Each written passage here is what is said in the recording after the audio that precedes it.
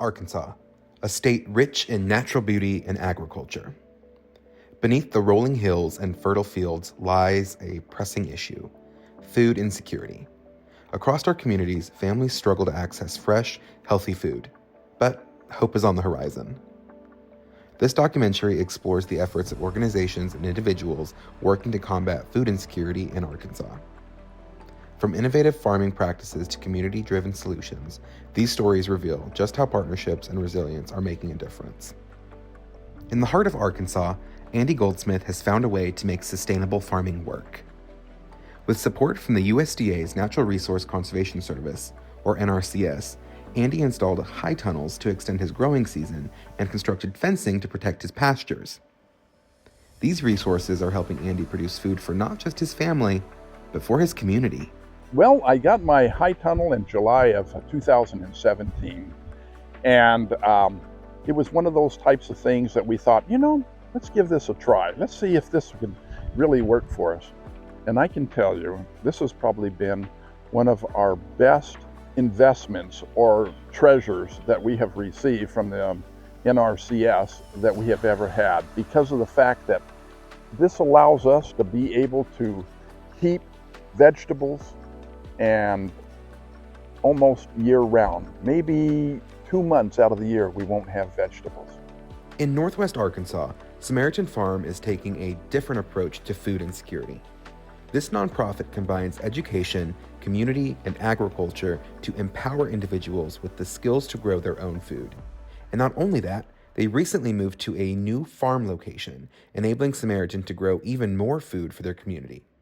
By teaching sustainable farming methods, Samaritan Farm is not only addressing hunger, but also fostering independence and resilience.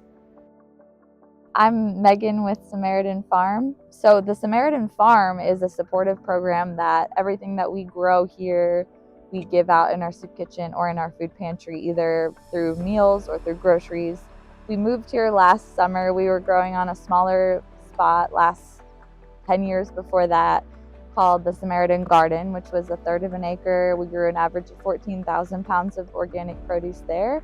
And we only moved over here last year, so we haven't had a full year here yet to know what our total produce will be, but we're growing over twice as much as what we used to grow, and we're on 5 times as much land, so there's a lot of potential to expand that. The Samaritan Farm kind of operates as a support program for our other programs, and we incorporate pollinator-friendly gardens. Samaritan is focused on trying to get all of the needs of the clients met, which can be really challenging. So the food insecurity being one part of the whole, but it's really hard to focus on anything else in your life when you're food insecure, because that's just like a base need that we feel is something that everyone has the right to be able to not worry about. So that's why we're here, to try to support people in that way.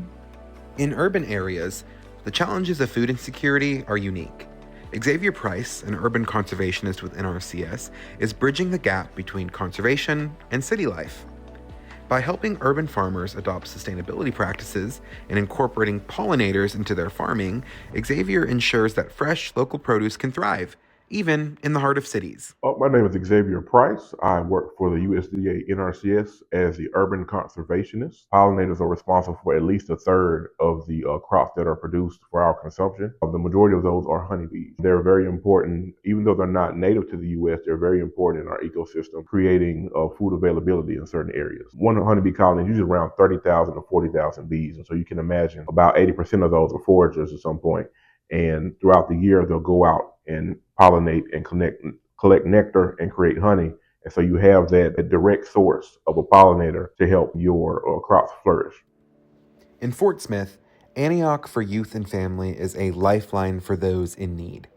Through food distributions, community gardens, and partnerships, Antioch ensures that no one in their community goes hungry. My name is Ebony Tyson. I am the compliance coordinator at Antioch Youth and Family. I help out at Antioch's community garden. I help with operations. I help serve at the door. We like to holistically focus on supporting the families. We have a 911 emergency door that serves approximately 78 to 80 people a day. And it does not matter income regulations or income caps. We will serve whoever is in need of food at that door. And we're open Monday through Friday from 10 o'clock to 2. We also, of course, have our community garden project, which also focuses on teaching sustainability when it comes to farm to grow practices. We have, of course, our mobile pantry. So our mobile pantry is specifically for our homebound clients. Like, it focuses on our seniors, our veterans, and our people with disability who are homebound and can't get out to our pantry. We load up our product, then we take it directly there and we serve them directly to make sure that they have access to sustainable food as well. We get a lot of our food donations from places like Hand to Hand in Alma. We also get donations from River Valley Food Bank, Pepsi Cola. So we take donations from any organization that's willing to give them to, but mainly, of course, the River Valley Food Bank. There's still so many people in the community that don't know about Antioch Youth and Family, and they don't know that it's not an income limit. Of course, our USDA is income capped, but the rest of our pantry food, it does not matter what you make. If you're suffering from food insecurity, like a lot of us are this year, we will help serve you.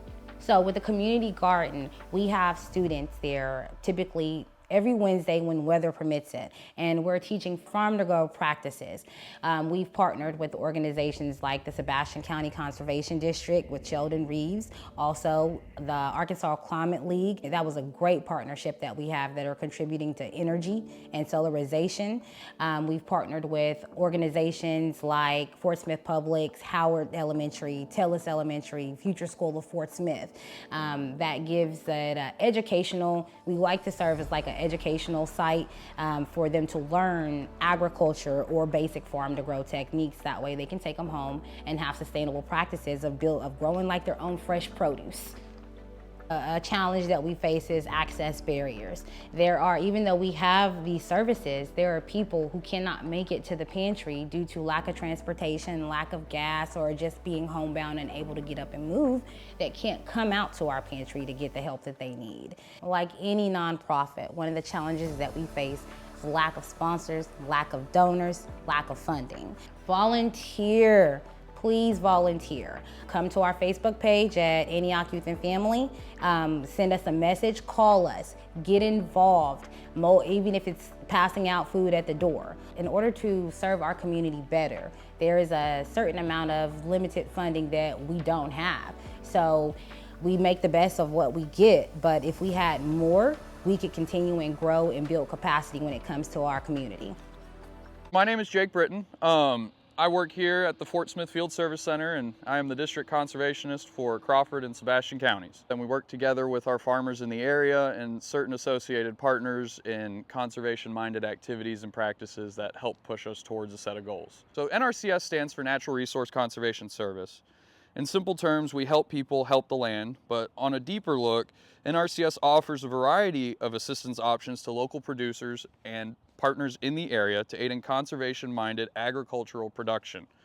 We cover a massive scope of areas including forestry management, grazing production, and even working with our urban communities and poultry producers in the area.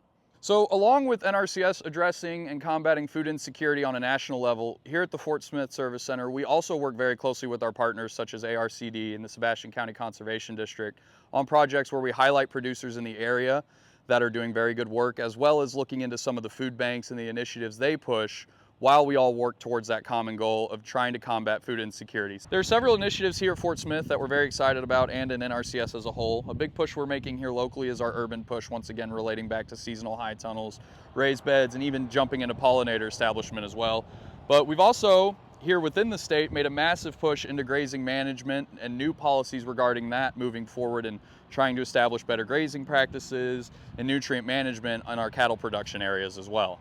So across Arkansas, NRCS has field offices in almost every single county. The best way to get in contact with us is a quick internet search and give us a phone call or stop on in. Beyond farms and fields, the Arkansas Resource Conservation and Development Council, or ARC&D, is bringing food directly to neighborhoods in need.